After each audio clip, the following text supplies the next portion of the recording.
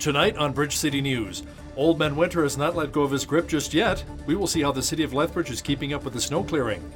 Thanks to over 50 centimeters of snow in the higher elevations, Castle Mountain will be opening early. And federal Conservative leader Andrew Scheer has named a former Liberal as his deputy leader. We have the details. Your nation, your province, your southern Alberta. From the heart of Lethbridge, it's Bridge City News with Hal Robbins. Good evening. Thanks so much for joining us. The winter storm warning from Environment Canada is still in effect for much of southwestern Alberta. Lethbridge's roads and sidewalks are blanketed with lots of ice and snow. While it's pretty to look at, all of that snow means city crews will be hard at work to ensure it's cleared for drivers and pedestrians. BCN's Loris Alexander finds out how we're coping with all of the white stuff. Snow, ice, and teeth chattering cold. City officials say they're ready and all hands on deck. We've had about 25 to 30 centimeters blowing snow. It's affected different areas of the city differently, but the crews have been out that entire time working the Priority 1 routes, making sure that the vast majority of the citizens can get to and from where they need to go. City staff also say that the toughest part is what they call the priority system. The challenge with this kind of snow that lasts for a few days is we have a priority system and we work on that priority system and we'll finish priority 1 after it quits snowing, and then we move on to priority 2. So we haven't even started priority 2 until it stops snowing, we finish priority 1, and then we'll move into the parks and pathways and start to work on them. And lastly, words of advice for safe winter driving. Our crews are trying to keep up with the snow removal and the sanding. Give yourself some more time, look ahead, try to be as prepared as you can for that vehicle ahead of you that's stopping. It's going to take you a longer time to stop. Slow your speeds down, that's going to give you the ability to stop if you need to. And just be a professional driver, be aware of what your surroundings are. Stay off your phone, absolutely. There's no place for us to be looking at our phones and being distracted in weather like this. And yeah, just please slow down. For Bridge City News, I'm Loris Alexander. Vehicle thefts in the city of Lethbridge are going down. That's according to a recent report released by the Lethbridge Police Service. The study also said that 92% of vehicles stolen this and last year were recovered.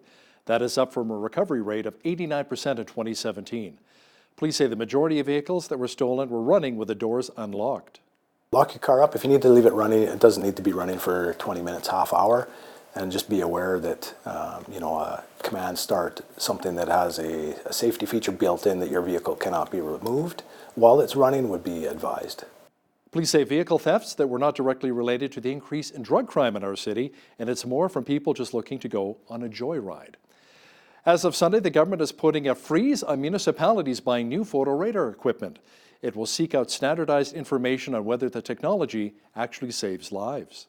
If I can use the example of our intersection safety device at 5 Avenue South, that was selected based on collision statistics and the overwhelming drop in those collisions at that location. I can't argue those stats. So we welcome the audit that the province is going to do. We participated in the original audit a couple of years ago. We're fully compliant with the guidelines, and there weren't any big discrepancies between the new guidelines and how we were operating. So it was kind of normal business for us. People don't like getting tickets. I think that's whether it's hand delivered by a police officer or whether it's mailed, but everybody has an opinion on it. The government will work with 27 Alberta municipalities that use photo radar along with police forces to collect information. The freeze means cities cannot install photo radar equipment in new locations. With all of the recent snow we've had, Castle Mountain is opening a little early, which is great news for skiers. Our preview weekend will be held this Saturday and Sunday, with the official grand opening taking place on Saturday, December 7th. That's about 2 weeks ahead of previous years and the earliest opening in more than a decade. Castle Mountain officials say they will also have $2 million in upgrades, including new state-of-the-art snowmaking machines. The new equipment will allow Castle Mountain to open earlier and stay open later in the season. An overdue hunter has been located by the Crow's Nest RCMP. Police say the Pincher Creek man was reported missing on Tuesday after going hunting in the afternoon. The family said he was an experienced outdoorsman. Thanks to a coordinated search by the Crow's Nest and Pincher Creek RCMP, the man was found yesterday morning around 7 a.m. He was unharmed and in good spirits. Households are the second largest contributors to food waste, with 21% occurring in the home. Now that's according to Kathleen Shepard, who's the Executive Director of Environment Lethbridge. SACPA presented a session today discussing food waste and the issues associated with food that never makes it to the table. There's been some research done over the past year in particular looking at food waste across Canada, and basically what it comes down to is per person about $1,700 worth of food is wasted every year. So that's a significant amount, and what we see is that this is a big problem, not just because we have people obviously who need food in communities across Canada, but also for the environmental impacts. Food waste actually has a really large carbon footprint. When it goes into the landfill, it releases methane, which is a very potent greenhouse gas. And so the more we can do to reduce food waste, the better off we are from an environmental perspective. Restaurants face no potential liability for the food they donate, as food donors are protected under the Good Samaritan law, according to Shepard. Yet many are unaware of the laws protecting donations. The province announced today that it will be boosting funding to school nutrition programs to the tune of $3 million. The extra funding will enable nonprofits to partner with schools on piloting ways to reduce operating costs while ensuring students receive quality meals. The additional $3 million will bring the total for the school nutrition program to $15.5 million. In a release today, the UCP say around 35,000 students receive a meal through this program. There are currently 62 public, separate, and francophone school authorities taking part in the school nutrition program. The head coach of the Calgary Flames, Bill Peters, has apologized to his team's general manager 2 days after a former player alleged Peters directed racist insults at him. The alleged incident occurred in the minors about a decade ago. Peters was not with the Flames in Buffalo last night as the team investigates the allegations. In a letter to Flames GM Brad Treliving, Peters says he used offensive language in a professional setting and called it an isolated incident. Former NHLer Akeem Aliu tweeted on Monday that Peters directed racial slurs at him when they were both with the Rockford Ice Hogs of the American Hockey League. Peters did not specifically apologize to Aliu in his letter. The Edmonton Eskimos have fired their head coach, Jason Maas. GM Brock Sunderland made the announcement late yesterday. Sunderland said the team was underachieving and it was time for a change.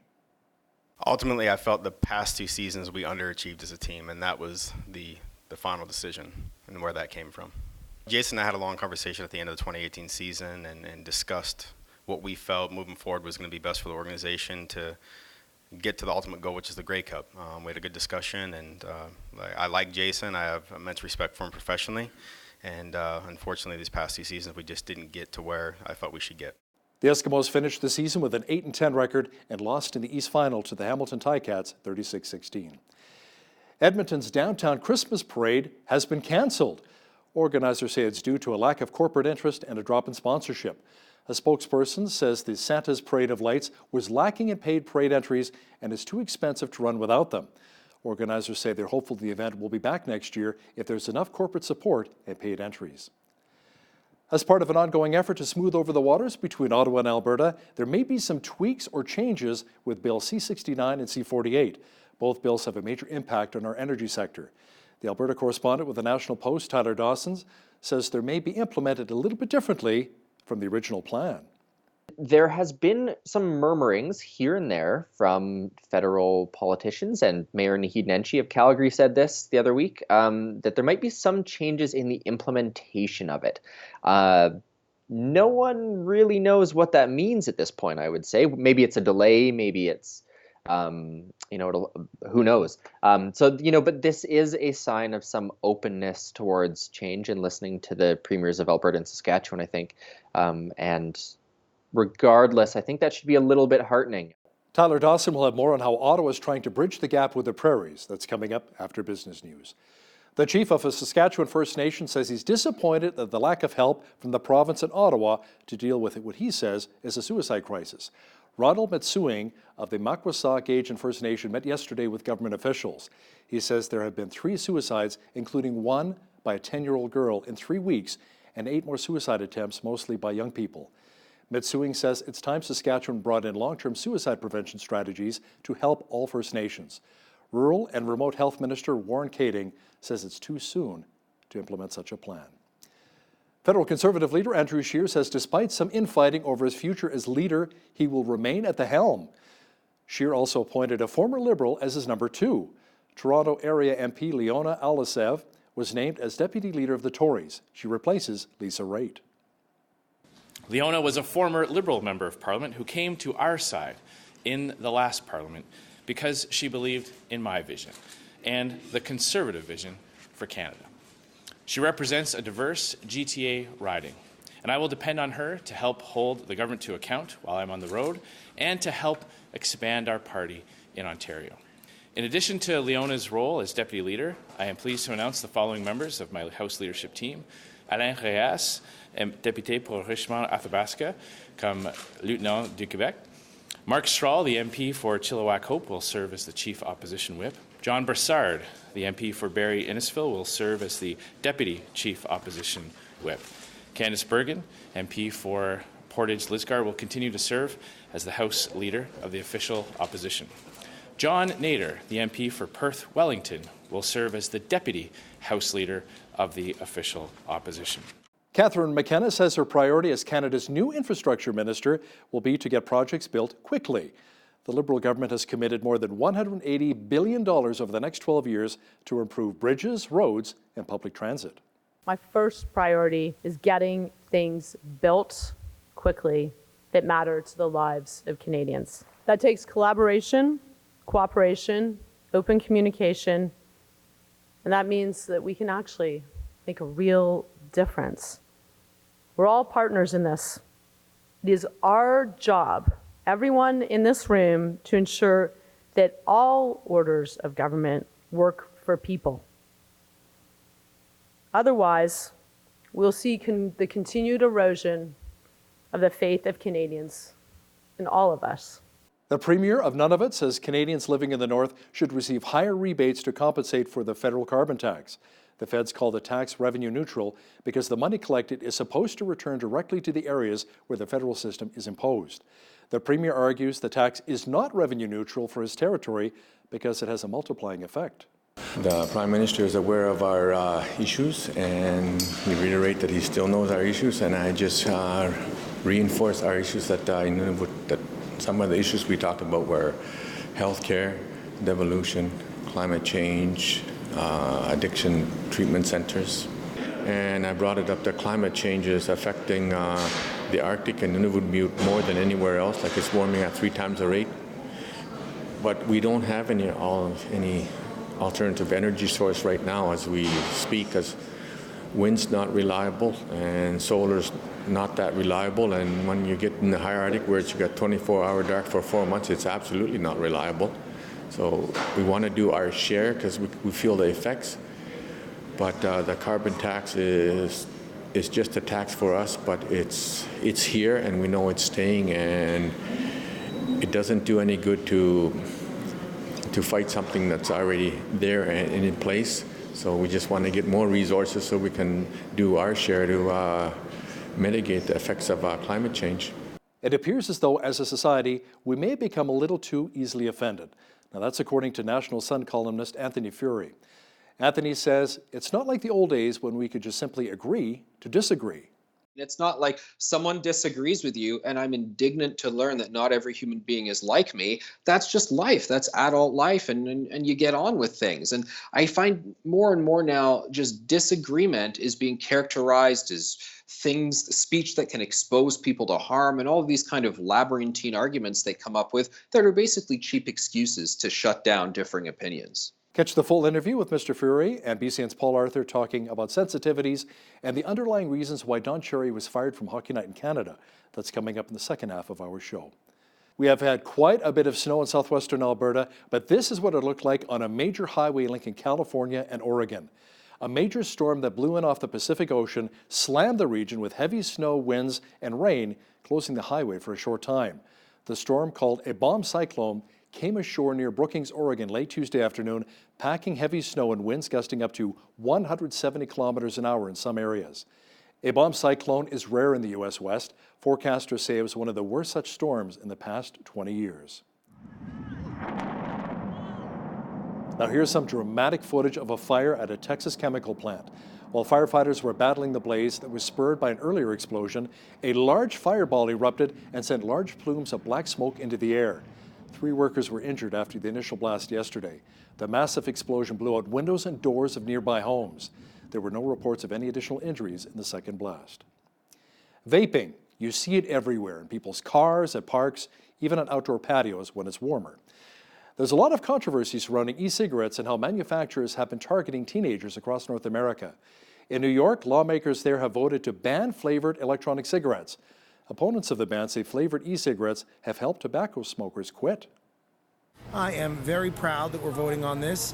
We've seen a significant amount of reluctance on the part of the White House and the FDA to create a ban on these flavors, and the governor's executive order is currently being challenged in court. New York cannot and will not wait, and Introduction 1362A, sponsored by our Health Committee Chair Mark Levine, would ban the sale of flavored e-cigarettes and flavored e-liquids in New York City, including mint, menthol, and wintergreen e-cigarettes and e-liquids. Now, I want to acknowledge that we have listened intently to adults who have told us that e-cigarettes have enabled them to quit smoking. And that's in part why we will continue to allow the sale of vaping devices and tobacco-flavored liquids. But make no mistake, we have no higher obligation than protecting the health of kids. It was on this day that Ferdinand Magellan reached the Pacific Ocean, British Prime Minister Margaret Thatcher resigns, and the Grand Ole Opry makes its radio debut. This is Today in History for November the 28th.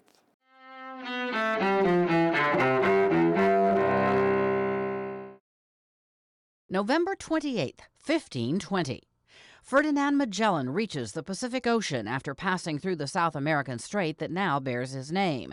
The Portuguese navigator crosses the Pacific and is killed in the Philippines in the following year.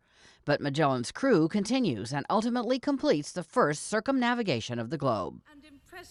1990. It is because we on this side have never flinched from difficult decisions. In London, Margaret Thatcher, Britain's first woman prime minister, resigns after more than a decade in power. John Major succeeds Thatcher as prime minister and Conservative Party leader. 1994. In Wisconsin, serial killer Jeffrey Dahmer is beaten to death in prison by a fellow inmate while serving a series of life sentences. Dahmer had admitted to murdering 17 young men and boys, some of whom he mutilated and cannibalized. 1925. At the Grand Ole Opry every Saturday night. The Grand Ole Opry, Nashville's famed home of country music, makes its radio debut on station WSM. And 1962. The closest election that we have seen in this country in about 4 years, quite frankly. Comedian Jon Stewart, host of the news parody The Daily Show, is born in Trenton, New Jersey. Today in History, November 28th. Camille Bohannon, The Associated Press. Tens of thousands of people rallied in central Hong Kong waving U.S. flags. The many people who gathered wanted to thank the United States for passing 2 Hong Kong laws supporting human rights in the semi-autonomous Chinese territory. Now, one of the bills signed into law says sanctions will be imposed on Hong Kong and mainland China officials found guilty of human rights abuses. Protesters have vowed to march on with their fight, now entering its 6th month. It was day 2 of our winter storm warning from Environment Canada. Fortunately, the flurries should be ending soon. A complete look at the weather picture is coming up. The winter storm warning continued for our region today. Tonight, periods of snow developing with a low near -15, but with a wind chill near -22. Tomorrow, the snow should taper off and we should see a high of -11. A high pressure system moves in on Saturday, bringing lots of sunshine and a high of -8. Even warmer on Sunday with the mercury climbing to 0. Monday, +1 under a mainly sunny sky. Tuesday, we should get up to 8 degrees, and Wednesday, a mixture of sun and cloud and a high of 4. Checking the almanac, the average high for this time of year is 2 degrees and an average low of -10. The highest temperature on this date was recorded in 1956 at 16 degrees, and the record low, a chilly -32 in 2006. Sunrise was at 8:02, sunset at 4:36. Looking at our national forecast for tomorrow now, lots of sunshine and a high of 5 for Victoria, BC. Sunny and 4 degrees is expected in Vancouver. Lots of cloud cover and only a high of -14 in Calgary on Friday. Overcast and -9 for Edmonton. A good chance of flurries and -6 for Regina tomorrow. Periods of snow and -8 for Saskatoon. flurries and -3 expected in Winnipeg. A mixture of sun and cloud and a high of 0 for Toronto tomorrow. Just a few clouds and a high of -3 for Ottawa. Mainly sunny and -1 for Montreal. Over the Maritimes, it should be mainly cloudy and -2 in Fredericton, New Brunswick. Snow mixed with rain and 2 degrees for both Halifax, Nova Scotia and Charlottetown, PEI. And in St. John's, Newfoundland, expect heavy rain at times with a high of 5 degrees for tomorrow. The Consumer Agency, which deals with telecommunications complaints, says it recorded a record 19,000 plus messages from dissatisfied customers last year. The Commission for Complaints for TV Telecom Service says that it was up 35% from the previous year and more than double from 2017. It says Bell accounted for 30% of the complaints, followed by Rogers at 9%. The Commission says the main issues involve billing and contract disputes, and that 91% of the complaints were resolved. An industry analyst says toy sales are expected to be down this year, even as we move closer to Christmas. BMO analyst Garrick Johnson says toy retail sales are expected to decrease by 2% from last year. The industry is down 5.5% through the first 9 months of the year, a bigger decline than BMO anticipated. Stats Canada says farm cash receipts for Canadian farmers totaled $47.3 billion in the first 3 quarters of this year. Now that is up 4.4% from the same period last year. Receipts were up in every province except for Saskatchewan and Manitoba, where there was a drop of 2.9%. Livestock cash receipts rose 5.7% to $19.5 billion, while crop receipts rose 2.1% at $26 billion. Stats Canada also says net farm income last year was down 41% from 2017. That translates to $4.2 billion less. It is the largest decline since 2006. Lower exports and prices resulted in a 6.5% drop in canola receipts last year. Lentils were down 35%. That was mainly due to tariffs from India imposed in 2017. Wheat receipts grew 11.6% as both prices and marketing rose and exports increased in 2018, due in part to a near tripling of shipments to China. The president of Air Saguenay says after 4 decades, the Quebec airline is going out of business. Jean Tremblay says the Quebec government's decision to end the caribou hunt last year, combined with a lawsuit the company is facing involving a fatal plane crash, factored into the decision. Around 50 people will be losing their jobs. Tremblay is hoping another company will buy some or all of his company's assets and continue to provide plane service to Quebec's north. Now, here's a look at today's markets. The TSX was up almost 14 points on the day to 17,114. The Dow was up 42 points to 28,164. The S&P was up 13 points to 3153. The Nasdaq was up 57 points to 8705. Oil was down 13 cents to 58.24 per barrel. Natural gas was down 2 cents to 2.48. Gold was down 11.81 to 14.55.99 per ounce, and silver was up 3 cents to 16.95 an ounce. Wheat is at $235 per metric ton, barley's at $238, canola's at $4.58, and corn is at $273 per metric ton. Live cattle were up $1.02 to $121.85. Feeder cattle were up $1.70 to $143.65. Lean hogs were down 15 cents on the day to $61.52. The Canadian dollar was up slightly on the day to $75.30 US. Recapping one of our top stories this hour, with all of the recent snow we've been having, Castle Mountain is opening early, which is great news for skiers. A preview weekend will be held this Saturday and Sunday, with the official grand opening taking place on Saturday, December 7th. That's about 2 weeks ahead of previous years and the earliest opening in more than a decade. The firing of Don Cherry from Hockey Night in Canada has created a lot of talk around the water coolers. Some believe that as a society, we've become a little too easily offended. National Sun columnist Anthony Fury gives us his thoughts next on this topic with BCN's Paul Arthur. But first, here's a look what's happening in and around your community. Here's your Bridge City News community calendar. Begin a wonderful Christmas tradition and come for a visit to the famous Christmas House at 1280 4th Avenue South, taking place November 30th and December 1st from 6 to 8 p.m. Walk through a Christmas wonderland while enjoying carolers, hot chocolate, and candy canes. Admission is by donation, with half of the proceeds going towards the YWCA Stockings of Hope campaign. For more information, call Kate at 403-329-4568. Martin Brothers Funeral Chapels invite you to attend their annual Holiday Remembrance Program on Tuesday, December 3rd at 7 p.m. at their Riverview Chapel. holidays can be a difficult time for many who have lost a loved one, and this event gives an opportunity to honor those who have left us and support those who are still with us. For more information, call Martin Brothers at 403-328-2361. Make Christmas special for a child in need. Center Village Mall Toy Mountain is accepting donations of new unwrapped toys until December 20th during mall hours. All toys will be distributed through the joint efforts of the Christmas Hope campaign. For details, visit christmashope.ca. Plus, come for the arrival of the big guy himself, Santa Claus, at Center Village Mall on Saturday, December 7th at 11 a.m. And that's your Bridge City News Community Calendar. The firing of Don Cherry has certainly made for some interesting conversations over the last while. We live in a society that's very easily offended and often demands the firing of those deemed to have said something offensive. Now, the term cancel culture has arisen out of this sort of thing, and joining us to talk about it is Anthony Furey. He's a national columnist for the Sun newspaper's chain. You can read some of his articles online at furey.ca. Good to have you with us, Anthony. Hey, great to be here.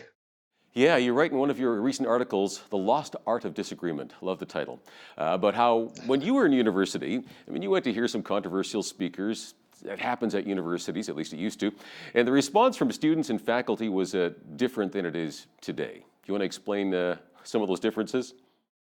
Yeah, I remember going to a whole variety of public events, and I don't just mean my classes, but speakers come in from out of town, from other universities. Sometimes they're official events, other times some group is renting the space, and you're on campus. You go, oh, what am I going to do this weekend? Oh, there's this thing happening, that thing happening. Okay, let's check it out. And sometimes, this is right up my alley. I want this. I agree with this. Other times you go, oh man, this is going to be interesting. This is going to be trouble, and you go check it out. I will admit, sometimes as a student, you just go because you think there's going to be free food there, but still, you go for a whole variety of reasons, and then sometimes you hear someone say something, you go, oh man, well, that's kind of incendiary, and then you chuckle about it, and maybe someone raises their hand at question period and yells back at the guy, and then they yell back and forth, and then everybody goes home. No one pulls the fire alarm. Nobody says we have to shut down the university. There's not this post-mortem where there's a group hug afterwards, and they have to bring in all these different emotional support animals and so forth. This stuff that we hear this day and age, and that was not that long ago. I'm 35 years old. It was not too many years ago, and yet now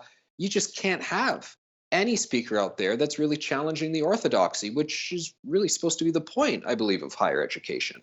Yeah, exactly. Hey, let's challenge the status quo. Let's talk this through and hear controversial opinions. It's part of university, right? We want to grow some minds, teach people how to think. So we have this thing that happens far too often, cancel culture, right? If you have a message that's politically incorrect, that politically correct mob, they don't like you, they'll try to shut you down. Literally with violent rallies, calling for people's jobs, right? Yeah, it's really alarming because, look, I'm a happy warrior. I have very strong opinions, and I have no problem going on radio shows and television programs and arguing it out and so forth. And then afterwards, if the person beside me says, hey, want to go to the bar, want to grab a coffee, hey, as long as they're buying, I'm game for it kind of thing. It's not like someone disagrees with you and I'm indignant to learn that not every human being is like me. That's just life. That's adult life, and you get on with things. And I find more and more now just disagreement is being characterized as speech that can expose people to harm, and all of these kind of labyrinthine arguments they come up with that are basically cheap excuses to shut down differing opinions. Well, I really appreciate actually Ellen DeGeneres recently. Again, she got in hot water for saying that she was sitting in the same booth, right, watching a football game with former President George Bush. Very different political opinions, obviously, and yet she's saying, you know what, we can still be friends, and shouldn't we all have an attitude like that? And I think she's bang on, but she took a lot of heat for it. Now, Don Cherry, let's talk about Don a little bit. Did he get a fair shake? Yeah, he certainly didn't maybe choose the best wording, but was what he actually said racist? Was it hateful? Was it something he should get fired for? Was it as bad as, I don't know, let's say wearing blackface? Not that anybody's done that recently. Any thoughts?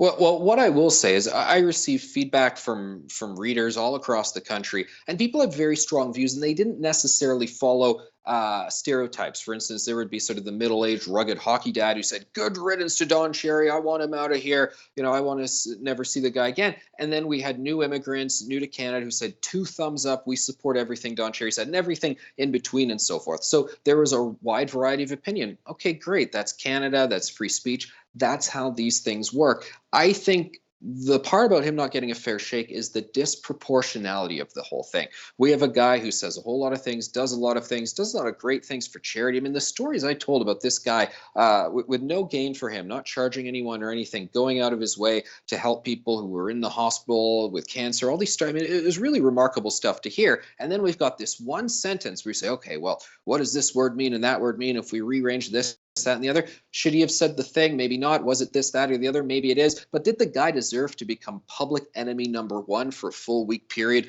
lose his job and so forth? I think it's a bit too much. Yeah, I hear you. I think a lot of us have dads or granddads that are a lot like Don Cherry. You know what? They're heart of gold, give you the shirt off their back. And sometimes they say, give you a one-off statement. You're like, wow. Boy, maybe reel that one in, right? But you know what? I mean, wow, yeah. Are we going to, kick granddad out of the family? Probably an overreaction. Now, it is interesting to compare Cherry's comments to those of Jess Allen, a panelist on the Social TV show. Now, she said she doesn't worship at the altar of hockey and found that in her experience that those who did all tended to be white boys who were, bullies. A lot of hockey fans asking, maybe she should have been fired. Your thoughts? Yeah, I mean, her remarks were definitely much more specific, targeted. She mentioned an identifiable group in her comments. So if you want to sort of compare and contrast with Cherry, she certainly had the greater offense. But I will say, and I remember I posted this to social media, I don't want anyone to get fired for a thing that they're saying when they're supposed to be going on a TV show, talking, voicing their opinion, which is what Don Cherry and Jess Allen were both paid to do. I'd never heard of her before. I don't watch that show ever. So why am I going to say she should be fired from a show I don't watch? If that's what the viewers like, if that's how they roll, I'm mature enough to say, well, the social ain't for me, click, done. And that's it. Yeah. Now, I wonder, on the flip side, if Don Cherry had apologized the next day, a little bit like, this gal did, would he still be working for Sportsnet today? Or was he a target? Well, the way you characterize it, I mean, Don Cherry did sort of walk back what he said. In part, he acknowledged he should have said things differently. He just didn't want to play the corporate game where I guess they had some canned apology. Jess Allen, she also didn't really apologize either. It was this weird underhanded comment about trying to rationalize what she said. So I think they're both very much in the same boat in both cases. I think it's mostly a double standard. It's more or less the same offense. One got fired, one didn't. I do think if Don Cherry had said the corporate statement that Ron MacLean had said, I think he'd probably still be there. Yeah, well, again, maybe it's my conservative bias coming out, but maybe she has the progressive advantage, in the media circles. So now, as you point out, why can't we simply disagree and then move on? Why do we insist that someone lose their job or hold violent rallies to prevent someone from sharing their personal opinions? I mean, why is that?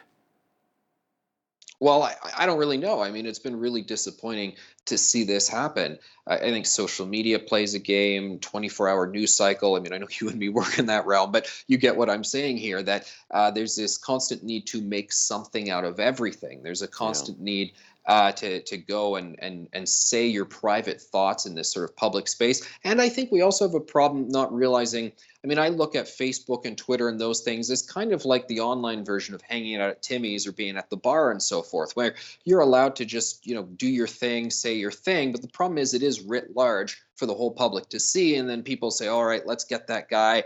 And then it becomes a feeding system where we're all just supposed to attack each other and render each other unemployable. It's a pretty sad state of affairs. I'm not exactly sure what ails it, but there's something sort of collectively in the water these days that ain't right.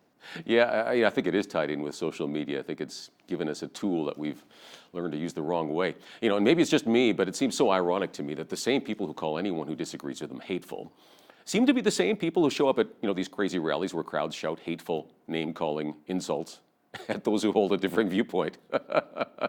You're hateful. So we'll shout some more hate at you, and this is going to make things better. What's hate speech? They say, what's hate speech? It's speech I hate. So, you know. Yeah, and so we say hateful things in response. It's just it's a vicious circle. And I wonder, is it just a minority of people who behave this way and simply get a lot of media attention? Is it the media hyping this up? Or has this somehow now permeated our culture to the point that everyday people, regular people, think this is the right way to respond to those things, to those who see things, differently than we do? I mean, that just, I kind of go, tilt. What's wrong with this picture? Yeah, I get really frustrated when I see these news headlines and stories saying, oh, there's so much hate out there and so much anger and people are so divided. But because when I walk around in my community or any great communities in Canada I visit, I just see regular middle class people who are working hard and caring about their families, and people of all walks of life are coming together in every city, and there's relatively little friction going on. So I think it kind of maligns Canada, whether it's talking about Don Cherry or some of the things Justin Trudeau says about our country kind of upsets me because he talks about how we're all divided. And I go, it's just not true. There's some really incendiary knuckleheads online who like to say a bunch of goofy things from all sides of the spectrum. But Canadians are not full of hate. They're not full of anger. We all get along pretty well. Yeah, it's an interesting point. I wonder how much of it is hype, and again, social media plays into this as well. I mean, there's many people who kind of want their 15 minutes of fame, and so hey, we'll jump on somebody, pile on, to build ourselves up, right? I don't know, to look important. Why have you ever thought about why are political parties, I mean, TV networks, universities, that sort of thing, they're caving to this pressure to fire anyone who says something deemed offensive? Again, it's going to be offensive to some people, not to others. Do you think we're going to see someone take a stand and say, hey, get over it. We're not going to fire someone just because this happened to offend you? Yeah, occasionally we do see some people take stands. I know there were calls for the Chick-fil-A outlet that opened in Toronto, just around the corner from my offices at Post Media. Calls for that to, not open, boycott it, be shut down. And people just kind of yawned at all these activists and advocates on the streets saying it needed to be shut down. Now, I guess that had to do with the fact this was solely one corporate entity. There was no university administrator or mayor or what have you to come in and pressure them. So that was nice to see. One thing that was a bit more challenging, in the city of Toronto, we had an incident where a radical feminist speaker, Megan Murphy, you're probably familiar with the story, she's been doing a tour of the country speaking about, I guess she's a feminist who doesn't believe that transgender people should be allowed access to all women's spaces, and the feminist community is kind of divided in that. She's been called a hate monger. She's been vilified. It's really been awful stuff. And Toronto City Council actually encouraged the library to get her booted from here. The mayor, John Tory, was happy to vote against her. And the chief librarian, who doesn't seem to be someone of any partisan stripe, said, no, we're putting our foot down. We're not doing this. This is a space for all ideas. Libraries don't censor books. They don't censor speech or thought. This event, it followed our booking protocols. It stands. And a lot of people have been heralding that woman. Her name's Vickery Bowles. She's the chief librarian, for her bravery there on just free speech principles. I loved hearing those kinds of stories. And, I think that as the public, we need to, encourage that as well. Write her a letter. I don't know, hey, send her an email saying we really appreciate you taking a stand. We need to encourage that sort of thing. Oh, you bet. They need to hear that. You know what? The majority of Canadians, I think, are for this. Now, there's so many angles we could talk about today. We could talk about climate change, right? There's, again, another controversial thing, right? We all have to think the same way, or else, we're going to target you personally. We're going to take, we're not going to debate the pros or cons of your argument, the science behind it. We're just going to call you a climate change denier, and we'll take it from there. The rest will take care of itself. We'll just crush you with verbal abuse. I mean, we still hear cultural voices crying out for this diversity and tolerance, but if someone dares to voice a diverse opinion, why does tolerance always seem to get flushed down the toilet?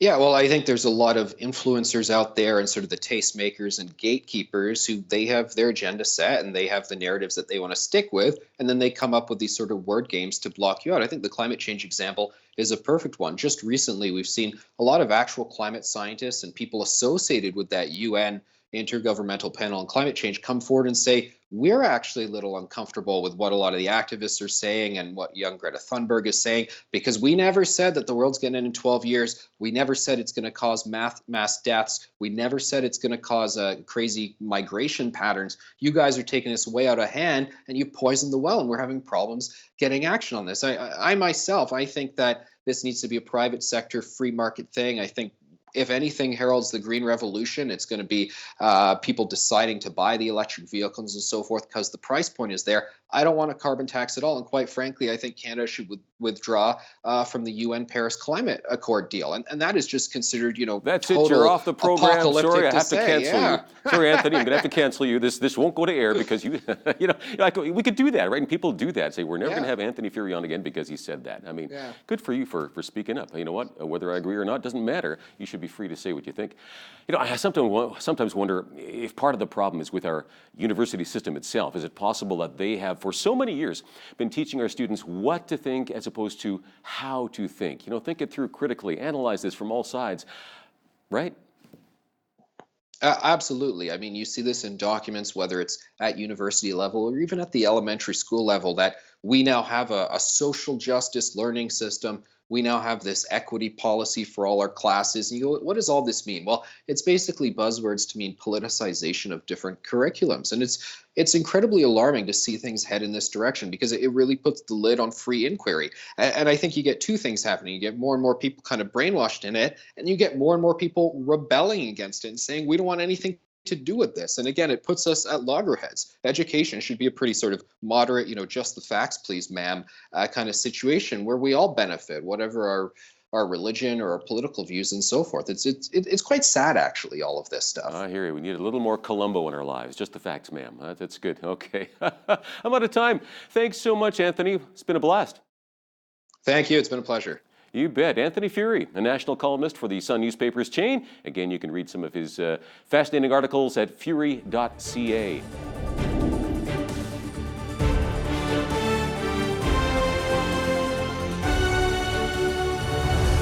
It seems like the feds are playing nicely with the prairie premiers lately. The new Natural Resources Minister, Seamus O'Regan, met recently with Sonia Savage, our province's energy minister. Canada's new Deputy Prime Minister, Chrystia Freeland, met with Alberta Premier Jason Kenney. To talk more about it is the Alberta correspondent with the National Post and our legislative reporter, Tyler Dawson. Tyler, are these little visits by key Liberal ministers smoothing over the rough waters? Well, it almost feels like it. It's very hard to know, I think, to what extent these overtures are going to trickle down into the wider community, the the wider province, and all the upset people out and about. But when Jason Kenney met with Chrystia Freeland, they were very friendly. He welcomed her quite warmly, said former Alberta girl, so on and so forth. And then the statement that his office put out afterwards was relatively conciliatory. And earlier before that, when Seamus O'Regan was here and meeting with Sonia Savage, the same sort of thing happened. She said she was hopeful and felt, reassured by the fact that he'd listened to her concerns and things like that. So I think, maybe this is just playing nice in political corridors and political, maneuvering, because anything the Alberta government wants done on these issues, they do need the feds to do it. So, it's a little bit hard to say, but at least they weren't shouting at each other, I suppose. It did feel like maybe a page had been turned, at least in the politics of it. Now, if we want to hear the shouting, I guess we have to wait for Kenney and Notley to be back at the ledge again. But speaking of Kenney, is he kind of maybe chomping at the bit a little bit to chat Bill C-69 and C-48 with our new Natural Resources Minister, Seamus O'Regan? Well, so that's the interesting thing. After he met with Chrystia Freeland this week, in his statement, he reiterated all the nice things that he'd said, but then added in, we've actually sent in this list of demands to the federal government, and among those demands, I should say, is the repeal of Bill C-69 and C-48. That's the tanker ban is the latter, and the other one is the overhaul of sort of regulatory processes for industrial projects. And there has been some murmurings here and there from federal politicians, and Mayor Naheed Nenshi of Calgary said this the other week, that there might be some changes in the implementation of it. No one really knows what that means at this point, I would say. Maybe it's a delay, maybe it's, who knows? But this is a sign of some openness towards change and listening to the premiers of Alberta and Saskatchewan, I think, and regardless, I think that should be a little bit heartening. I can't imagine we're going to see a full repeal like Jason Kenney wants, but there are murmurs of understanding coming from the feds, which is maybe a bright side. Tyler, did Premier Kenney also bring up the expansion of the Trans Mountain Pipeline? So on that list of demands is they want a firm guarantee that the Trans Mountain Pipeline expansion is going to get built. It's sort of weird how these issues come and go. I mean, we haven't talked about the carbon tax in weeks and weeks and weeks, and Kenny hasn't brought it up either. And the Trans Mountain Pipeline expansion is sort of a similar thing that's just sort of coasting along in the background right now. Maybe while everyone waits to see if things are going to keep going smoothly. So no, it has not come up recently in any substantive way to my knowledge. So no news is good news, as they say. The CN Rail strike impacted our farmers and oil producers in a big way, Tyler. The tentative agreement reached is good news for all of Canada, really. Yeah, it was quite interesting. We talk a lot about, these issues that affect sort of exclusively Western Canada, but this really was one of those things that came along that really, coast to coast, people move a lot of stuff by rail, which is, maybe as they intended it 150 years ago. But as you say, it really affected farmers in Ontario and Quebec. You would propane shipments mainly were delayed, and they needed them to run their grain dryers and things like that. So lots of concern out east and in central Canada about that. And then, as you mentioned out here, without pipeline access, all of our oil is supposed to go by rail, and agricultural products are trying to get to markets. So this, there were calls from the Premier of Alberta and elsewhere to get back to Ottawa, have legislators return and legislate the striking workers back to work, saying sort of this is an essential service. That did not happen. There was lots of noise made about that, I would say, but it was as good a resolution in some ways to a labor dispute as one could hope for. I think Yeah, it's good that the union and CN Rail were able to really find that tentative agreement on their own. Now, politicians in Quebec, like you mentioned, discussed the propane shortage in that province, how dire it was, especially for their hospitals. There was an Alberta firm that helped bail out Quebec by sending propane trains to the province. Yeah, that's right. There was. So the short version of it is Quebec runs a lot of sort of backups, power and kitchen power and heating and things like that on propane in hospitals and retirement homes as well. So, and they use, millions and millions of liters of propane every day. And they were running out sort of and had, a reserve of, I think it was about 6 million or 12 million liters.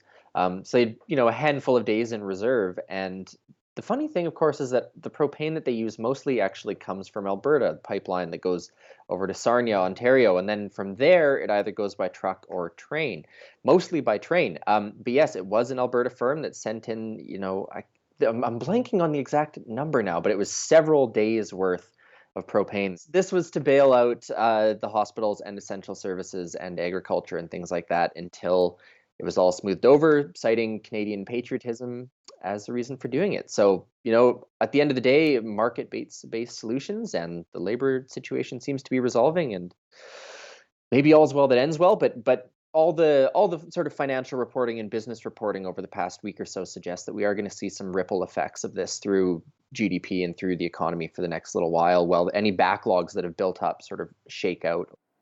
Recall legislation passed second reading, Tyler. If this passes, does this mean we can recall the legislator? How would that actually work? Yeah, so once it passes, that does seem to be the plan. So the basics of it are you will need to sign up. I think it's 50% of all electors in a riding. And you will need to do that within 60 days, I believe.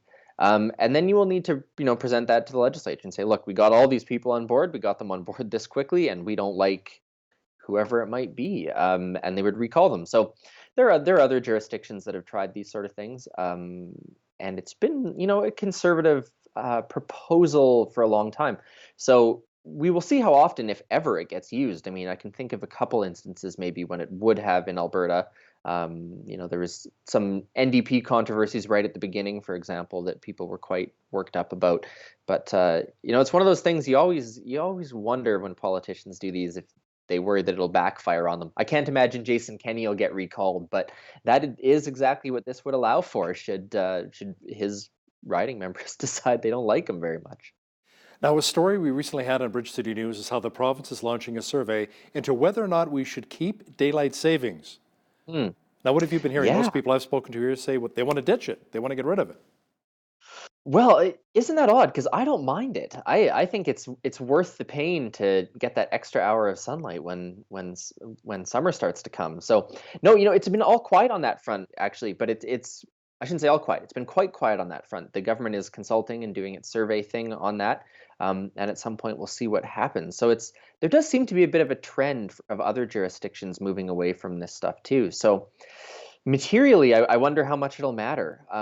But if it's something that people want, it's an easy win for the government. They've given themselves a rough sort of 6 weeks here with the budget and spending cuts, and it's not going to get any easier for them. So if they can find something that everyone agrees on, and if everyone dislikes daylight savings time, all of a sudden they've got a winner of a policy proposal coming into the new year, I think. The Conscience Bill of Rights, Bill 207, looks like it may have died recently, Tyler. I think in committee was what? The vote was 8-2 against? Yeah, and so the vote in committee it voted that they don't proceed with debating it. And so there's some sort of procedural wranglings that'll happen in the next little while that will either see it killed completely, but most likely it probably just dies on the order paper. They just don't have time to get back to it. But yeah, this was the doctor conscience rights bill. This was the one where doctors wouldn't have to provide referrals for services they felt morally did not align with their moral views. So whether that was abortion or assisted suicide, things like that. The religious beliefs, right? Yeah. Yeah, religious beliefs, exactly. And it was super controversial, the NDP saying that this was a backdoor to abortion. And it was a private member's bill that I think often gets lost in this discussion. This was not a UCP bill. That was not like the justice minister introduced this or something. It was a backbench bill. And a lot of UCP members refused to support it as well. So, one of those sort of social conservative bills that social conservatives in many places would support, but that were quite controversial given the NDP's sort of long-running attack, I think, on social conservatives in the UCP. So, and I meant to mention there's a convention coming up this weekend, and historically that has been one of the places, a policy convention, where some social conservative ideas have sort of bubbled through in controversy. So this weekend in Calgary, no doubt the UCP brass will be keeping a close eye on those things. Their AGM coming up, that's right. The provincial government is consulting again, but this time, Tyler, on photo radar, putting a hold on any new photo radar equipment. But hey, what about the current photo radar? Can we see it maybe being discontinued? That could be the outcome of this, I believe. So the big announcement this week was that there will be no new equipment purchases, but it'll still be business as usual until basically they want to determine whether or not this is just a cash cow or whether or not there are legitimate safety reasons for having photo radar and whether or not municipalities can justify using them. So this is another one of those things that is perhaps an easy win for the government. It's one of those things that no government wants to ever have to put in place. And so to take it away, I think, is almost a guaranteed win for the UCP, certainly in some communities. So, but that study will go on and sort of get to the bottom of it. And the study, the other thing I think that's worth keeping in mind about a lot of these surveys and studies and things like that is it does allow the government some wiggle room. Instead of just making an immediate decision, they're saying, let's study it. We're going to have expert recommendations. Then we can think about it. So I think it gives them a lot of political wiggle room to say, oh, well, maybe we would have liked this. But, our expert panel came back and said that this was not actually a great idea. So I think it's very savvy politicking in addition to into maybe getting good evidence for their policy. Premier Jason Kenney was just in Texas recently, pitching Alberta and what we can offer, right? I mean, they're one of our big trading partners here. So let me ask you something. When he came back to the Ledge, did Rachel Notley welcome him back with open arms? Oh, he's had a rough ride of it. He's been asked about it at every turn about the Bill 22 stuff, which was the canning of the election commissioner, Lauren Gibson. No, it has been a rough week in question period for them, and they are feisty and back at it. The development from, I think, when we last talked is that Rachel Notley did sort of apologize and is allowed back in the chamber now. So she had used unparliamentary language referring to Jason Nixon last week, I think that would have been. So she had a little bit of a timeout outside of the legislature for a bit there, but she has made up and is back in the House and hounding Jason Kenney. She was going after him about the farm bill this week, for example, that was announced last week. They have concerns about the minimum wage rule changes that are in the bill. So it's fiery as always, and it looks like we've got about a week left, maybe more if things don't wrap up. There's some murmurs of that around the legislature, but there's a lot of business to be done in the next week, and everyone's just as fired up as they were 6 months ago. I don't know how they all have the energy to do it. But I'm guessing there won't be too much of a Christmas card exchange between Kenny and Notley, right?